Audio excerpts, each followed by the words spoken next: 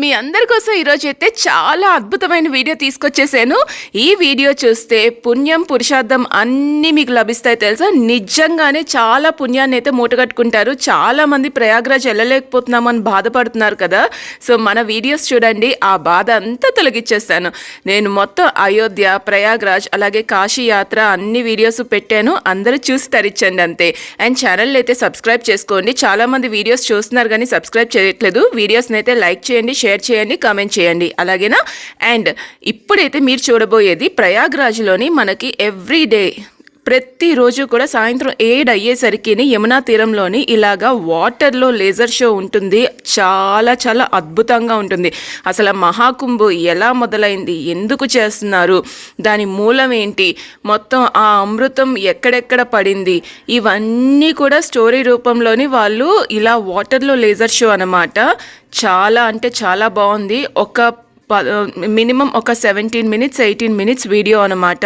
చెయ్యి నొప్పి వచ్చేస్తుందా, మీ అందరి కోసం నేను చూసినా మీ అందరూ చూడాలి అనే కోరికతోని నేనైతే వీడియో అయితే రికార్డ్ చేశాను. మొత్తం మా వారు పక్క నుంచి అంటూనే ఉన్నారు అంత వీడియో ఎందుకబ్బా అనేసి. కానీ నేను చూసి ధన్యురాలు అయ్యాను. మీ అందరూ కూడా ధన్యులు అవ్వాలి కదా. మరి నా సబ్స్క్రైబర్స్ అంటే మరి నా చెల్లెళ్ళు, అన్నలు, తమ్ముళ్ళు వీళ్ళే కదా. సో అందుకనే మీ అందరూ కూడా పుణ్యం మూట కట్టుకోవాలని ఈ వీడియో అయితే ఇంత ఓపిక్గా తీసాను. సో మీరేం చేయాలి, నాకు ఒక లైక్ చేయాలి, ఛానల్ని సబ్స్క్రైబ్ చేయాలి. ఓకే, సో వీడియోలోకి వెళ్ళిపోదాం.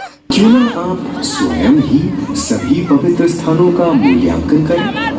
ऐसा कीजिए, आप तुला के एक पलड़े पर सप्तपुरियों को रखिए और दूसरे पलड़े पर भगवान विष्णु के स्थायी निवास प्रयाग को रखिए, जिसका भार सबसे अधिक आए। मेरे विचार में वही सर्वश्रेष्ठ तीर्थ होगा। इस तरह प्रयाग की प्रधानता सिद्ध हुई और तभी से इसे तीर्थों का राजा कहा जाने लगा। आज भी ऐसी मान्यता है कि भगवान ब्रह्मा ने गंगा नदी के पश्चिमी तट पर 10 अश्वमेध यज्ञ संपन्न किए थे। आज उस स्थान को हम दशाश्वमेध घाट के नाम से जानते हैं। भगवान ब्रह्मा के अलावा इंद्रदेव, वरुण देव एवं सोमदेव ने भी प्रयाग क्षेत्र में ही भगवान विष्णु की आराधना करने हेतु यज्ञ किए थे, जिससे उन्हें भी श्री हरि का आशीर्वाद प्राप्त हुआ। प्रयाग शब्द में प्र का अर्थ है प्रकृष्ट और याग का अर्थ होता है यज्ञ। इसलिए इन 2 शब्दों से बना प्रयाग सबसे पवित्र स्थान माना जाता है। प्रयाग ही संसार में एकमात्र ऐसा पावन क्षेत्र है जहां 3 पवित्र नदियों का संगम होता है। इस संगम का भी एक अनूठा महत्व है।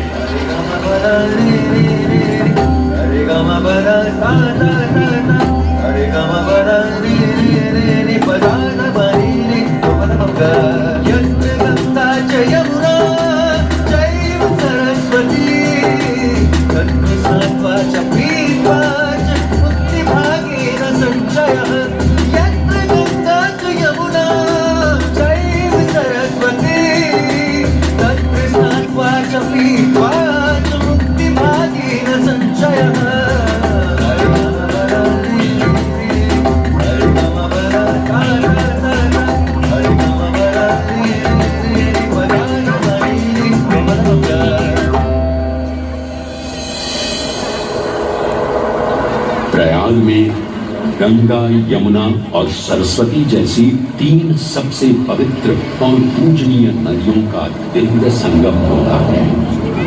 इन नदियों के संगम में स्नान करने एवं संगम का जल ग्रहण करने से मनुष्य मुक्ति का अधिकारी बन जाता है और इसमें किंचित भी संदेह नहीं है।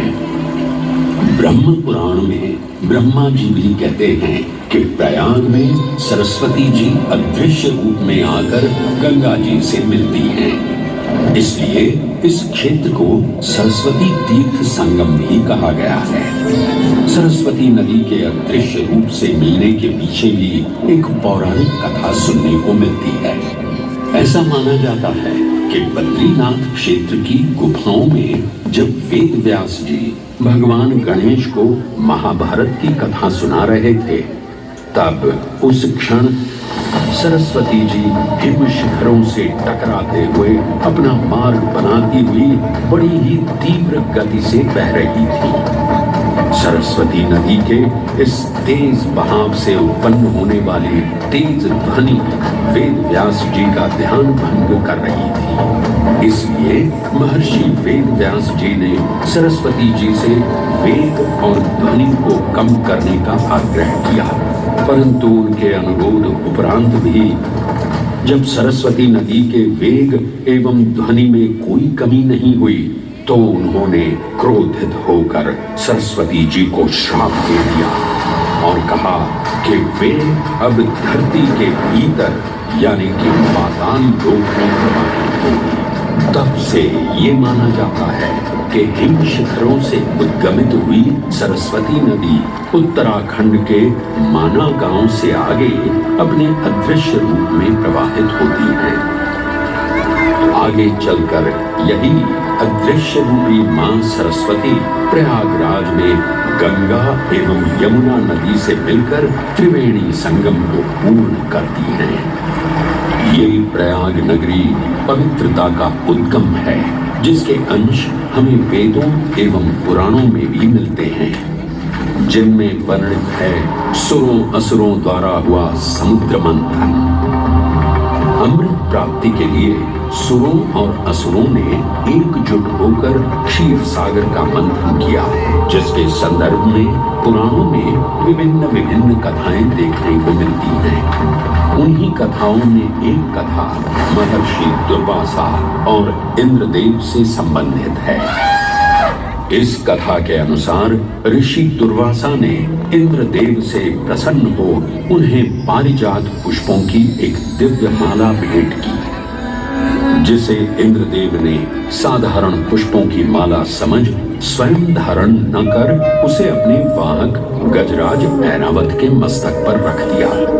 पल भर में गजराज ने वो माला धरा पर गिरा उसे अपने पैरों तले रौंद दिया। ऋषि दुर्वासा से ये अपमान सहन न हुआ और उसी क्षण क्रोधित हो उन्होंने इंद्रदेव को श्राप दे दिया। हे अहंकारी इंद्र, तेरा इतना दुस्साहस कि तूने मेरा अपमान किया। जिस वैभव एवं शौर्य पर तू इतरा रहा है, क्षण भर में ही तेरा ये वैभव, प्रतिष्ठा, शक्तियां सब नष्ट हो जाएंगी। अत्रि पुत्र दुर्वासा समस्त देवगणों को श्रीहीन होने का श्राप देता हूं।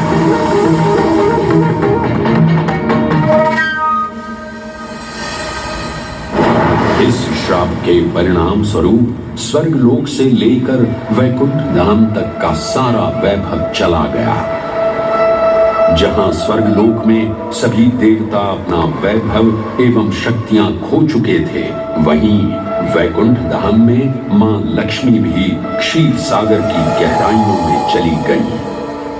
उनके जाते ही सृष्टि का संतुलन बिगड़ने लगा एवं असुर राजा बलि ने तीनों लोक अपने अधीन कर लिए। ये सब देखकर सभी देवतागण अपने श्राप के निवारण हेतु भगवान विष्णु की शरण में जा पहुंचे और कहने लगे, हे पालनहार, हे स्वामी, अब आप ही हमें इस श्राप से मुक्त होने का मार्ग बता सकते हैं, अन्यथा हम अपनी शक्तियों से सदैव वंचित ही रहेंगे और युद्ध में कभी भी असुरों का सामना नहीं कर पाएंगे। हे देवराज, ऋषि दुर्वासा के श्राप से सभी देवतागण जीवन मृत्यु के काल चक्र में बंध चुके हैं। इस काल चक्र एवं श्राप से मुक्त होने के लिए अब केवल एक ही मार्ग शेष है और वो है समुद्र मंथन।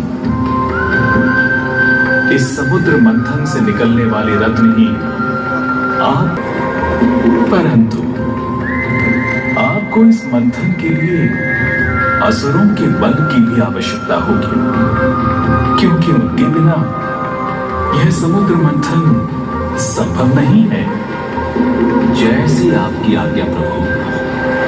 हम असुरों के साथ समुद्र मंथन करने के लिए तैयार हैं। देवताओं और असुरों ने एक मत होकर क्षीर सागर का मंथन करना स्वीकार किया।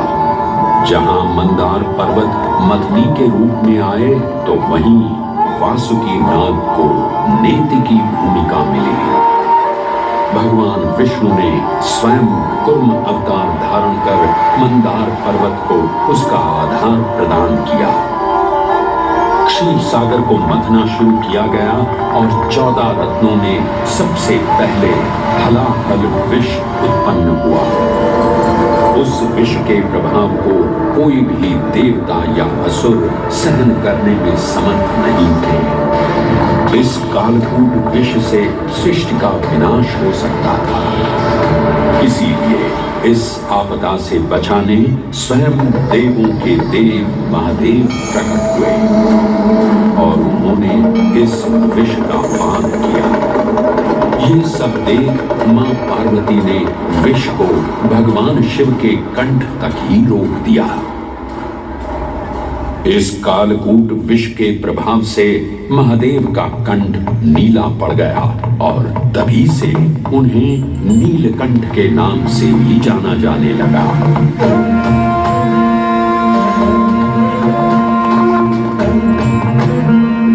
समुद्र की गहराइयों से मां लक्ष्मी का आगमन हुआ, जिन्हें भगवान विष्णु ने वरण करके अपनी अर्धांगिनी बना लिया।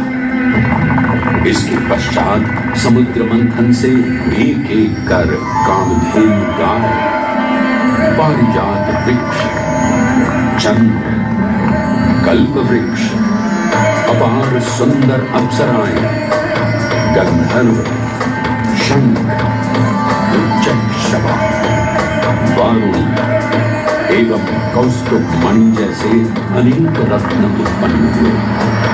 लेकिन सभी को जिस रत्न की सबसे अधिक प्रतीक्षा थी, उस रत्न का निकलना अभी बाकी था। अंततः आयुर्वेद के देव धन्वंतरी अपने हाथ में अमृत कुंभ लिए प्रकट हुए। अमृत कुंभ पाने की लालसा में सुरों और असुरों के मध्य एक घमासान युद्ध आरंभ हो गया। इसी युद्ध के दौरान स्वरभानु नाम का एक असुर अमृत कुंभ को अपने अधीन कर पाताल लोक की ओर चल गया। तब अमृत कलश को वापस पाने हेतु देवतागण अपने आराध्य भगवान विष्णु का स्मरण करने लगे।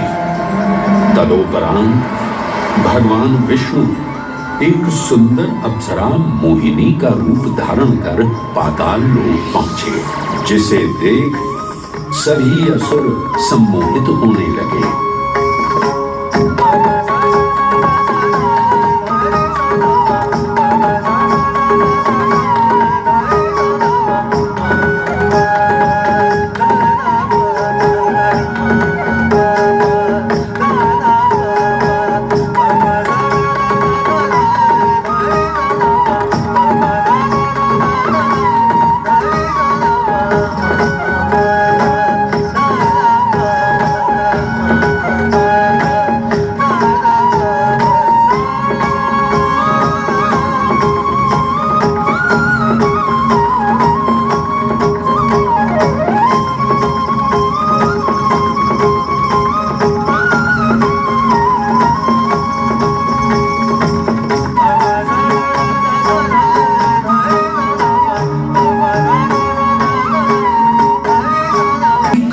आई है, इसने तो मेरा मन ही मोह लिया। इसे तो मैं ही लेकर रहूंगा। मोहिनी हूँ और आप ये समझ लीजिए कि मैं आप ही की सहायता हेतु यहाँ पर आई हूँ। हमारी सहायता हेतु? परंतु वो कैसे सुंदरी? मैं आपको ये ज्ञात कराने आई हूँ कि अमृत की असली शक्ति और गुण तो कलश के तल में विद्यमान है, जबकि ऊपर तो केवल जल मात्र है। जिसके ग्रहण करने से ज्यादा कोई लाभ न होगा। आप सभी इस अमृत को देवताओं के साथ बांट लीजिए। आखिर आप सभी ऋषि कश्यप के ही तो पुत्र हैं। देवताओं के साथ अमृत बांटने से एक तो आपका वैभव बढ़ेगा और दूसरा जो अमृत का फलदायक भाग है उसे आप ही ग्रहण कर सकेंगे। हे मनमोहिनी, तुम सत्य ही कह रही हो, परंतु अगर हमने ये अमृत कलश देवताओं को दे दिया तो क्या पता वे सारा अमृत स्वयं ही ग्रहण कर लें और हम सभी असुर इससे वंचित ही रह जाएं। आप निश्चिंत रहिए, ऐसा कदापि नहीं होगा। मैं स्वयं ही सभी सुरों और असुरों को अमृत पान करवाऊंगी और साथ ही साथ ये सुनिश्चित भी करूंगी कि अमृत का फलदायक भाग आप सभी को ही प्राप्त हो। बस फिर क्या था, भगवान विष्णु की अपरंपार लीला आरंभ हुई। जहां एक ओर सभी देवतागण विराजे तो वहीं दूसरी ओर सभी असुर। मोहिनी रूप धारण भगवान विष्णु एक एक कर सभी देवताओं को अमृत पान करवाने लगे, जिससे वे पुनः अपनी शक्तियां प्राप्त कर सकें। परंतु स्वरभानु नाम का असुर जल्द ही भगवान विष्णु की ये चालाकी भांप गया और चुपचाप देवता वेश धारण कर उन्हीं के बीच में जाकर विराजमान हो गया। चंद्रमा स्वरभानु का असली रूप पहचान गए। ये ज्ञात होते ही भगवान विष्णु अपने मूल रूप में परिवर्तित हो गए और अपने सुदर्शन चक्र से स्वरभानु का सिर धड़ से अलग कर दिया। तब तक अमृत की 2 बूंदें स्वरभानु के कंठ से उतर चुकी थी, जिसके चलते वो अमरत्व प्राप्त कर चुका था। इस तरह स्वरभानु के कटे हुए सिर के भाग को राहु का नाम मिला और धड़ को केतु के नाम से जाना जाने लगा। माना जाता है कि प्रतिशोध की ज्वाला में ज्वलित राहु एवं केतु सूर्य एवं चंद्रमा पर ग्रहण लगाते हैं। इस प्रकार सूर्य और चंद्र पर ग्रहण लगना राहु और केतु का प्रतिशोध माना जाता है। भगवान विष्णु की ये लीला देख सभी असुर अचंभित हो उठे। इससे पहले कि वे कोई प्रतिक्रिया दे पाते, भगवान विष्णु के वाहन पक्षीराज गरुड़ ने शीघ्रता से अमृत कलश को उठा लिया और अपने साथ लेकर स्वर्गलोक की ओर उड़ चले। कहते हैं पक्षीराज की इस यात्रा के दौरान पृथ्वी पर 4 जगह अमृत की कुछ बूंदें छलक कर गिर पड़ी थी और इन बूंदों से उन नगरों की नदियों के पानी में अमृत जैसे गुण आ गए थे। वे 4 स्थान हरिद्वार, प्रयाग, उज्जैन एवं नासिक हैं और यही कारण है कि इन 4 नगरों में कुंभ का पर्व मनाया जाता है। ऐसी भी मान्यता है कि एक दिव्य दिवस एक सांसारिक वर्ष के बराबर होता है और पक्षीराज गरुड़ की यात्रा में 12 दिन लगे थे। इसीलिए हर 12वें वर्ष में कुंभ पर्व मनाया जाता है।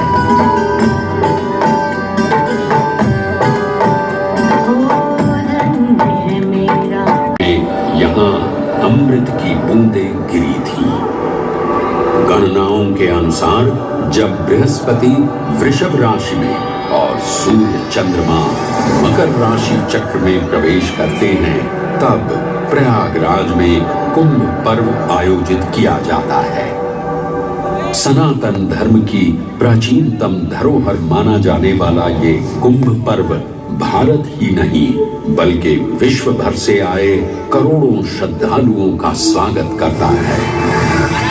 कुंभ पर्व केवल एक पर्व ही नहीं बल्कि एक तीर्थ का अवसर भी है, जहां लाखों करोड़ों श्रद्धालु कल्पवास के नियमों का पालन करते हैं।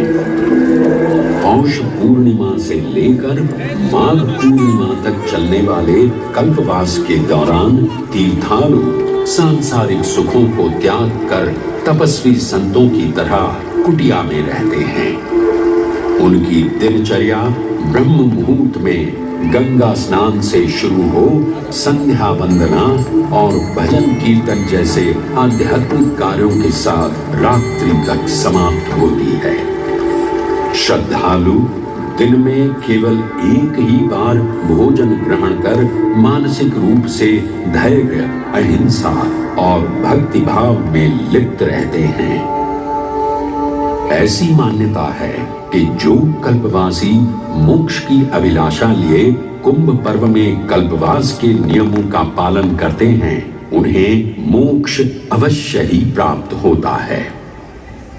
पारंपरिक रूप से इस आध्यात्मिक पर्व की औपचारिक शुरुआत का श्रेय 8वीं शताब्दी के हिंदू दार्शनिक और संत आदि शंकराचार्य को दिया जाता है। उन्होंने न केवल 4 पवित्र मठों पुरी, श्रृंगेरी, द्वारका और बद्रीनाथ की स्थापना की थी, बल्कि सन्यासी परंपरा को जीवित रखने हेतु 10 नाम सन्यासी व्यवस्था का गठन भी किया था, जिसके अंतर्गत निर्वाणी, अटल, निरंजनी, आनंद, जूना, आवाहन और अग्निसात नामक 7 अखाड़े निर्मित हुए। आदि शंकराचार्य का उद्देश्य शास्त्रों के ज्ञान को आपस में साझा कर सनातन धर्म के दार्शनिक आधारों को सुदृढ़ और परिपक्व करना था। अतः धर्म की सभी शाखाओं को संगठित रखने हेतु आदि शंकराचार्य ने प्रयाग की भूमि पर कुंभ पर्व को पुनः आयोजित किया।